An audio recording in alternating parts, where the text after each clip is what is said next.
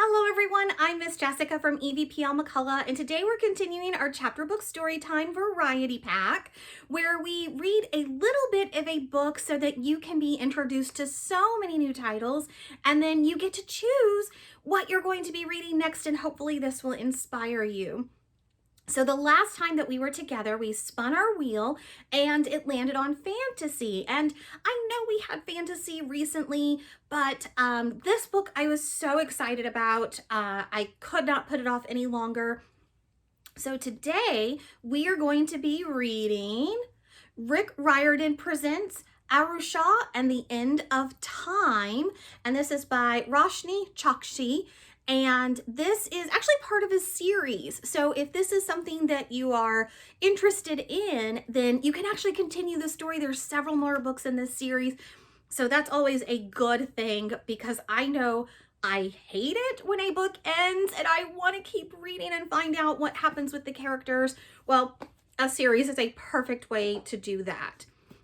So one of the things I really like about these Rick Riordan Presents books is that he's bringing in a lot of different perspectives and kind of helping out authors that maybe we wouldn't know about as much or wouldn't be on the forefront of recommendation lists. And hello, Luna, she's going to join us. So I really like that he's really helping out a lot of authors to get recognized. Okay, so let's find out what this book is going to be about. And Luna, can you not do that on camera? All right, 𝐴𝑟𝑢 has a tendency to stretch the truth in order to fit in at her private middle school. While her classmates are jetting off to exotic vacations, she'll be spending her autumn break in the Museum of Ancient Indian Art and Culture that her mom curates. Is it any wonder 𝐴𝑟𝑢 makes up stories about being royalty, traveling to Paris, having a chauffeur? One day, 3 schoolmates show up at 𝐴𝑟𝑢's doorstep to catch her in a lie. They don't believe her claim that the museum's lamp of Bharata is cursed. They dare 𝐴𝑟𝑢 to prove it's just a quick light. 𝐴𝑟𝑢 to prove it. Just a quick light, 𝐴𝑟𝑢 thinks, then she'll never ever fib again. But lighting the lamp has dire consequences. She unwittingly frees the sleeper, an ancient demon who is intent on awakening the gods of destruction. Her classmates and mother are frozen in time, and it's up to 𝐴𝑟𝑢 to save them. The only way to stop the demon is to find the reincarnations of the legendary Pandava brothers and journey through the kingdom of death. But how is one girl in Spider-Man pajamas supposed to do all that? Already my interest is so piqued with this. I cannot wait to find out what happens. All right, so we're going to start with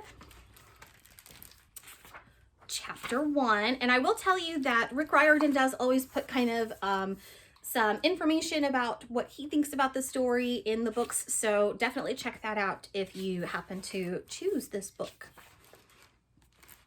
All right, so just a quick note, we always want reading to be an enjoyable experience, so I do have my snuggly blanket.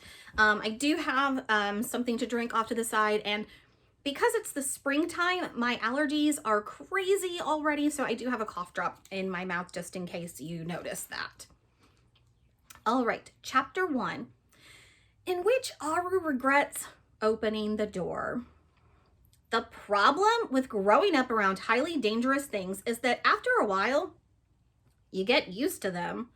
For as long as she could remember, 𝐴𝑟𝑢 had lived in the Museum of Ancient Indian Art and Culture, and she knew full well that the lamp at the end of the Hall of the Gods was not to be touched. She could mention the Lamp of Destruction, the way a pirate who had tamed a sea monster could casually say, "Oh, you mean old Ralph here?" But even though she was used to the lamp, she had never once lit it. That would be against the rules. The rules she went over every Saturday when she led the afternoon visitors tour. Some folks may not like the idea of working on a weekend, but it never felt like work to 𝐴𝑟𝑢. It felt like a ceremony, like a secret. She would don her crisp scarlet vest with its 3 honeybee buttons. She would imitate her mother's museum curator voice, and people this is the best part of it all, would listen. Their eyes would never left her face, especially when she talked about the cursed lamp. Sometimes she thought it was the most fascinating thing she had ever discussed. A cursed lamp is a much more interesting topic than, say, a visit to the dentist. Although one could argue that both are cursed, 𝐴𝑟𝑢 had lived in the museum for so long, it kept no secrets from her. She had grown up reading and doing her homework beneath a giant stone elephant. At the entrance, often she'd fall asleep in the theater and wake up just before the crackling self-guided tour recorded announcement that India became independent from the British in 1947. She even regularly hid a stash of candy in the mouth of a 400-year-old sea dragon statue. She'd named it Steve, in the West Wing. 𝐴𝑟𝑢 knew everything about everything in the museum, except one thing. The lamp. For the most part, it remained a mystery. It's not quite a lamp, her mother, renowned curator and archaeologist Dr. K.P. Shah, had told her the first time she showed it to 𝐴𝑟𝑢. We call it a daya. 𝐴𝑟𝑢 remembered pressing her nose against the glass case, staring at the lamp of clay, the lump of clay. As far as cursed objects went, this was by far the most boring. It was shaped like a pinched hockey puck. Small markings like bite marks crimped the edges, and yet for all its normalness, even the statues filling the Hall of God seemed to lean away from the lamp, giving it a wide berth. "Why can't we light it?" she asked her mother. Her mother hadn't met her gaze. "Sometimes light illuminates things that are better left in the dark. Besides, you never know who is watching." Well, 𝐴𝑟𝑢 had watched. She'd been watching her entire life. Every day after school, she would come home, hang her backpack from the stone elephant's trunk, and creep toward the Hall of Gods. It was the museum's most popular exhibit, filled with 100 statues of various Hindu gods. Her mother had lined the walls with tall mirrors so visitors could see the artifacts from all angles. The mirrors were vintage, a word 𝐴𝑟𝑢 had used when she traded Burton Prater a greenish penny for a whopping $2.50 a Twix bar. Because of all the tall crepe myrtles and elms standing outside the windows, the light that filtered into the Hall of Gods always looked a little muted, feathered almost, as if the statues were wearing crowns of light. 𝐴𝑟𝑢 would stand at the entrance, her gaze resting on her favorite statues. Lord Indra, the king of the heavens, wielding a thunderbolt, Lord Krishna playing his flutes, and Buddha sitting with his spine straight and legs folded in meditation, before her eyes would inevitably be drawn to the daya in its glass case. She would stand there for a few minutes, waiting for something, for anything that would make the next day at school more interesting or make people notice her. She noticed that 𝐴𝑟𝑢 Shah, wasn't just another 7th grader slouching through middle school, but someone extraordinary. 𝐴𝑟𝑢 was waiting for magic, and every day she was disappointed. "Do something," she whispered at the god statues. It was a Monday morning and she was still in her pajamas. "You've got plenty of time to do something awesome because I'm on autumn break." The statues did nothing. 𝐴𝑟𝑢 shrugged and looked out the window. The trees of Atlanta, Georgia hadn't yet realized it was October.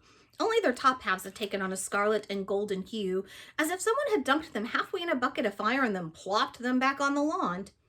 As 𝐴𝑟𝑢 had expected, the day was on its way to being uneventful. That should have been her first warning. The world has a tendency to trick people. It likes to make a day feel as bright and lazy as sun-warmed honey dripping down a jar as it waits until your guard is down. And that's when it strikes. Moments before the visitor alarm rang, 𝐴𝑟𝑢's mom had been gliding through the cramped 2-bedroom apartment connected to the museum. She seemed to be reading 3 books at a time while also conversing on the phone in a language that sounded like a chorus of tiny bells. 𝐴𝑟𝑢, on the other hand, was lying upside down on the couch and pelting pieces of popcorn at her, trying to get her attention. "Mom, don't say anything if you can take me to the movies." Her mom laughed gracefully into the phone. 𝐴𝑟𝑢 scowled. Why couldn't she laugh like that? When 𝐴𝑟𝑢 laughed, she sounded like she was choking on air. Mom, don't say anything if we can get a dog, a Great Pyrenees. We can name him Beowulf. Now her mother was nodding with her eyes closed, which meant that she was sincerely paying attention. Just not to 𝐴𝑟𝑢. Mom, don't say anything if I beep, beep, beep. Her mother lifted a delicate eyebrow and stared at 𝐴𝑟𝑢. You know what to do. 𝐴𝑟𝑢 did know what to do. She just didn't want to do it. She rolled off the couch and Spider-Man crawled across the floor in one last bid to get her mother's attention. This was a difficult feat considering that the floor was littered with books and 𝐴𝑛𝑑 chai mugs. She looked back to see her mom jotting something on a notepad. Slouching, 𝐴𝑟𝑢 opened the door and headed to the stairs. Monday afternoons at the museum were quiet. Even Sherilyn, the head of museum security and 𝐴𝑟𝑢's long-suffering babysitter on the weekends, didn't come in on Mondays. Any other day, except Sunday. When the museum was closed, 𝐴𝑟𝑢 would help hand out visitor stickers. She would direct people to the various exhibits and point out where the bathrooms were. Once, she even had the opportunity to yell at someone when they patted the stone elephant, which had a very distinct "do not touch" sign. In 𝐴𝑟𝑢's mind, this applied to everyone but her.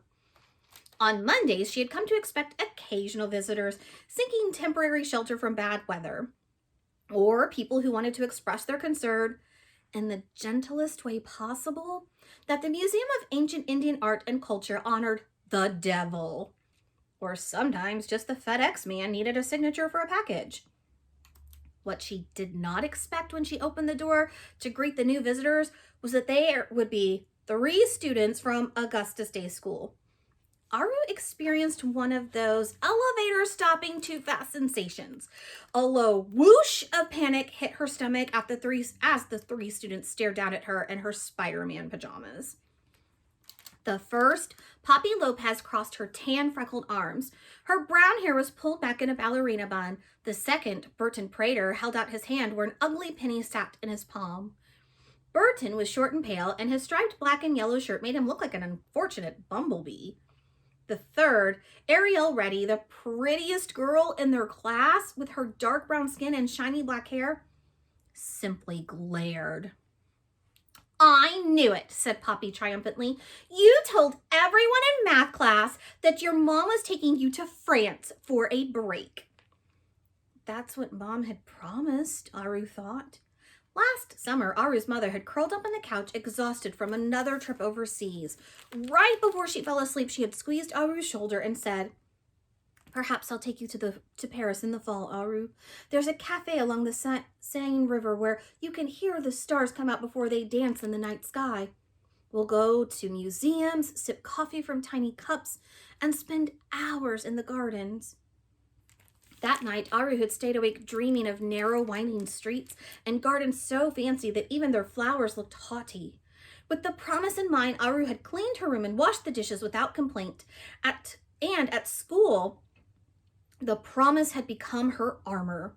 All the other students at Augustus Day School had vacation homes in places like the Maldives or Provence, and they complained when their yachts were under repair. The promise of Paris had brought 𝐴𝑟𝑢 one tiny step closer to belonging. Now, 𝐴𝑟𝑢 tried not to shrink under Poppy's blue-eyed gaze. My mom had a top-secret mission with the museum. She couldn't take me. That was partly true. Her mom never took her on work trips. Burton threw down the green penny. You cheated me. I gave you $2. You got a vintage penny, started 𝐴𝑟𝑢. Ariel cut her off. We know you're lying, 𝐴𝑟𝑢 Shah. That's what you are, a liar. And when we go back to school, we're going to tell everyone. 𝐴𝑟𝑢's insides squished. When she'd started at Augustus Day School last month, she'd been hopeful. But that had been short-lived. Unlike the other students, she didn't get driven to school in a sleek black car. She didn't have a home offshore. She didn't have a study room or a sunroom, just a room. And even she knew that her room was more like a closet with delusions of grandeur. But what she did have was an imagination. 𝐴𝑟𝑢 had been daydreaming her whole life. Every weekend while she waited for her mom to come home, she would concoct a story. Her mother was a spy, an ousted princess, a sorceress. Her mother claimed she never wanted to go on business trips, but they were a necessity to keep the museum running. And when she came home and forgot about things like 𝐴𝑟𝑢's chess games or choir practice, it wasn't because she didn't care, but because she was too busy juggling the state of war and peace and art. So, at Augustus Day School, whenever the other kids asked, 𝐴𝑟𝑢 told tales, like the ones she told herself. She talked about cities she'd never visited and meals she'd never eaten. If she arrived with scuffed up shoes, it was because her old pair had been sent off to Italy for repair. She'd mastered that delicate, condescending eyebrow everyone else had, and she deliberately mispronounced the names of stores where she bought her clothes, like the French Target and the German Walmart. If that failed, she'd just sniff and say, "Trust me, you wouldn't recognize the brand." And in this way, she had fit in. For a while, the lies worked. She'd even been invited to spend a weekend at the lake with Poppy and Ariel, but 𝐴𝑟𝑢 had ruined everything the day she got caught sneaking from the carpool line. Ariel had asked which car was hers. 𝐴𝑟𝑢 pointed at one. Ariel's smile turned thin. "That's funny, because that's my driver's car." Ariel was giving 𝐴𝑟𝑢 the same sneer now. "You told us you have an elephant," said Poppy. 𝐴𝑟𝑢 pointed at the stone elephant. "I do. You said that you rescued it from India." "Well, Mom said it was salvaged from a temple, which is fancy talk for rescue." "And you said you have a cursed lamp," said Ariel. 𝐴𝑟𝑢 saw the red light on Burton's phone, steady and unblinking. He was recording her. She panicked. What if the video went online? She had two possible choices. One, she could hope the universe might take pity on her and allow her to burst into flames before homeroom, or two, she could change her name, grow a beard, and move away. Or, to avoid the situation entirely, she could show them something impossible. "The cursed lamp is real," she said. "I can prove it." All right. So we're actually going to stop there for today. And so we have left off, and the next chapter is chapter 2. And I love the title of this chapter. It's just called Oops. So my guess, just from the description with the book, is that oops, she might light a cursed lamp. So I don't know about you guys, but I've definitely been in situations where I've tried to impress people and it doesn't always work the way I would want it to. So sometimes it's just best to be honest about things. But I kind of like the story and where this is going. I want to know what happens when she lights this cursed lamp and everybody gets trapped in different dimensions. That sounds very exciting.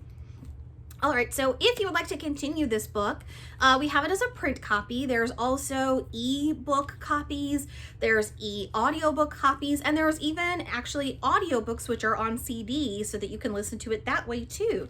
So there's lots of different ways to enjoy this book. And like I said, it is part of a series, which I love series just because you can keep going with the story. So if this is something that you're interested in, either go to our catalog and put a hold on it, give us a call to put a hold on it, or you can actually visit one of our locations and pick up a copy. So there's lots of ways to do this. All right, so it is now time to find out what we're going to be reading next time. All right, so let me get our wheel and I'll see you in just a moment. All right, so we have our wheel and we are ready to spin it. So we just did fantasy, and before that we did historical fiction. So if we happen to land on one of those, I will probably spin it again just so that we get something different. So we have spooky, mystery, realistic fiction, adventure, science fiction, historical fiction, humor, and then back to fantasy. All right, so let's see what we're gonna read next time. I think I startled Luna. She ran away. Well, we just did historical fiction last time we were together, so I am going to spin this again. Humor. All right, so we're going to be reading something that is considered a pretty funny book, and I always enjoy those. Some of the ones that I have come across, I will literally laugh out loud, and if I'm reading at home, it will startle my cats, and it's kind of funny. So thank you so much for joining us today, myself and Luna, and we hope to see you again next Friday for our chapter book story time. Don't forget that you can always go to evpl.org to check out all of our resources, find out what events are coming up. It will also connect you to all of our collection, whether it's print or digital, and also it will connect you to all of the videos that we have been posting of all the fun things we're doing. So I hope to see you again on next Friday. Like and follow us on social media, and see you again soon. Bye.